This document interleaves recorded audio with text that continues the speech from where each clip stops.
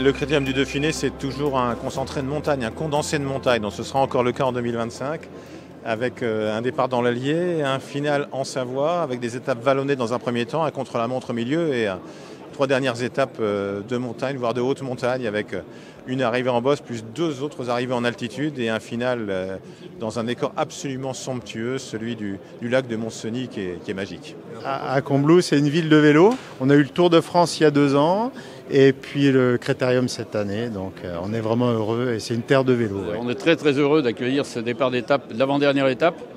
On a toujours l'habitude de voir passer le Tour de France ou le Dauphiné dans nos rues.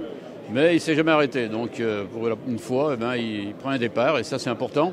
Très belle surprise, effectivement, de voir s'afficher le nom de la commune de Valmeinier, plus spécialement de Valmeinier 1800, qui accueillera le 14 juin prochain la 7e et avant-dernière étape du Critérium du Dauphiné. On est le passage, on a beaucoup de cyclistes qui nous montent dans les Hurtières, qui font le col du Cucheron, voilà. De l'autre côté, sur Montsapet, malheureusement, on est obligé de faire l'aller et retour, mais voilà, donc on a des très beaux paysages, et puis nous, les routes se prêtent bien au vélo, voilà, donc c'est plutôt nous un vélo de randonnée. Je crois que ça sera la plus haute arrivée du Critérium, puisque la dernière qui était haute, c'était le col de la Croix-de-Fer, mais le Montcenis est un tout petit peu plus haut, un peu moins d'une centaine de mètres, mais il est un peu plus haut.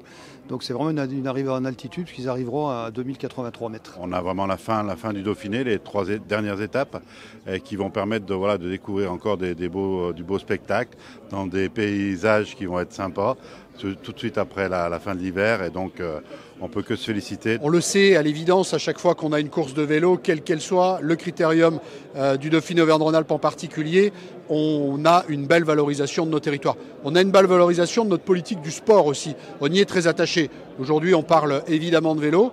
On a aussi tous en tête cette trajectoire des Jeux Olympiques et Paralympiques. En réalité, l'intervention de la région dans les dynamiques du sport, elles sont très importantes. C'est une politique pour nous qui compte beaucoup. Alors on a un parcours globalement assez complet, je pense, puisqu'on a des étapes plutôt vallonnées. Les premières, deuxième, troisième et la 5e étape, c'est des étapes vallonnées. Ça peut arriver au sprint, mais il y a aussi de quoi faire pour que les non-sprinteurs puissent s'exprimer et essayer de gagner une étape tout seul ou en petit groupe. On a hâte d'y être et de voir avec le plateau qui est annoncé, en espérant que ce soit toujours le cas au mois de juin, mais si le plateau est comme ça, on va avoir du beau spectacle. Ici, mais si Pogačar continue à dominer comme ça, vu la difficulté du parcours, il sera difficile à battre.